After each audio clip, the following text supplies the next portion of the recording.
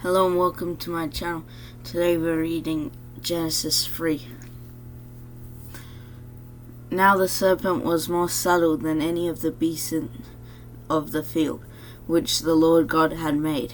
And he said unto the woman, Ye hath God said, Ye shall not eat of every tree of the garden.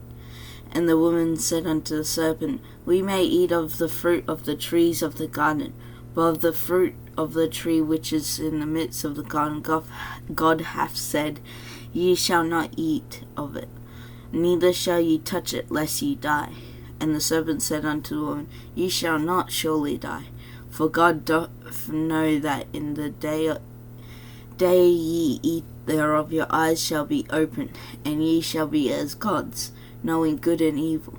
And when the woman saw that the tree was good for food, and that it was pleasant to the eyes, and a tree to be desired to make one wise, she took of the fruit thereof, and did eat, and gave also unto her husband with her, and he did eat.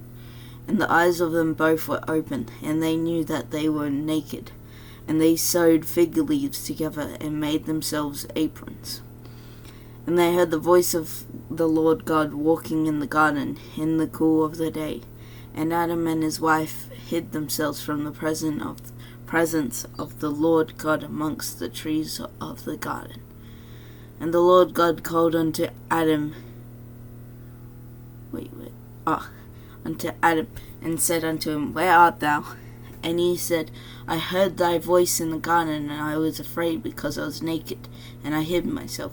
And he said, Who told thee that thou wast naked? Hast thou eaten of the tree whereof I commanded thee thou shouldest not eat? And the man said, The woman whom thou gavest to be with me, she gave me of the tree, and I did eat. And the Lord God said unto the woman, What is this that thou hast done? And the woman said, The serpent beguiled me, and I did eat. And the Lord God said unto the serpent, Because thou hast done this, thou art cursed above all cattle, and above every beast of the field. Upon thy belly shalt thou go, and dust shalt thou eat all the days of thy life. And I will put enmity between thee and the woman, and between thy seed and her seed. It shall bruise thy head, and thou shalt bruise his heel.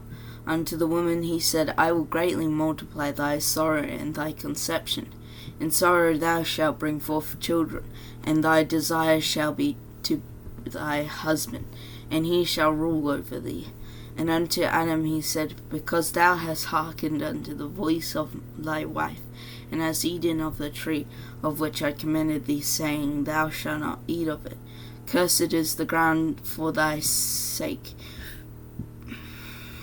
In sorrow shalt thou eat of it all the days of thy life. Thorns also and thistles shall it bring forth to thee, and thou shalt eat the herb of the field.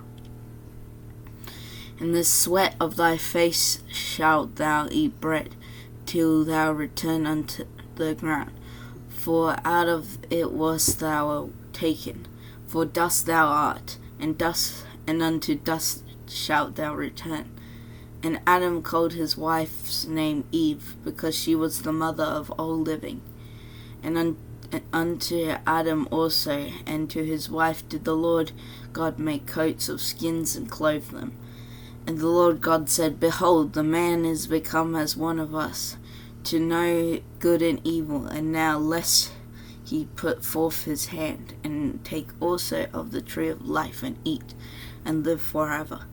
Therefore the Lord God sent him forth from the garden of Eden, to till the ground from whence he was taken.